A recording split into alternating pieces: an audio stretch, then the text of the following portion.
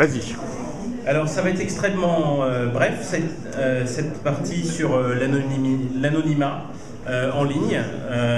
On va dire en substance ça a été principalement assez peu un débat mais surtout une démonstration d'un ensemble d'outils.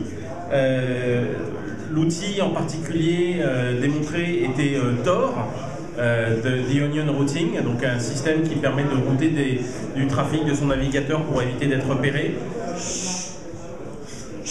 Combiné avec SSL, on a vu grâce à une infographie de l'EFF ce que les différents acteurs sur le trajet des données voyaient passer.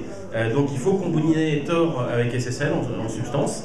Il y a aussi quelque chose de très intéressant qui est une version live de Linux, en l'occurrence Debian, qui s'appelle Tails.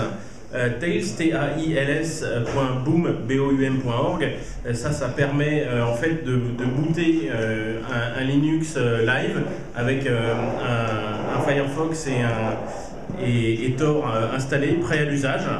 Et donc le tout sur une clé USB, et puis quand on arrache la clé USB, mais en fait l'ordinateur redémarre et il n'y a aucune trace en mémoire.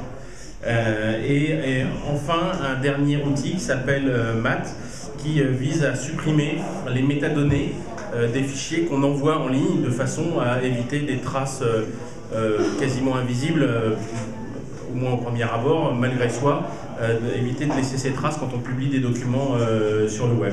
Voilà, donc Tails plus Mat plus Tor, le tout le plus simple possible pour essayer d'être le plus anonyme possible sur le net, sachant que l'anonymat a un coût en termes de confort, c'est-à-dire que utiliser Tor au quotidien n'est pas simple, et on a brièvement évoqué des plugins qui permettent de passer par des proxys, si jamais on voulait perdre moins en confort, parce que les risques sont moindres. Enfin, en substance, si vous êtes un dissident dans un pays en révolution, Tor avec le système Tails est une bien meilleure solution parce que votre vie en dépend.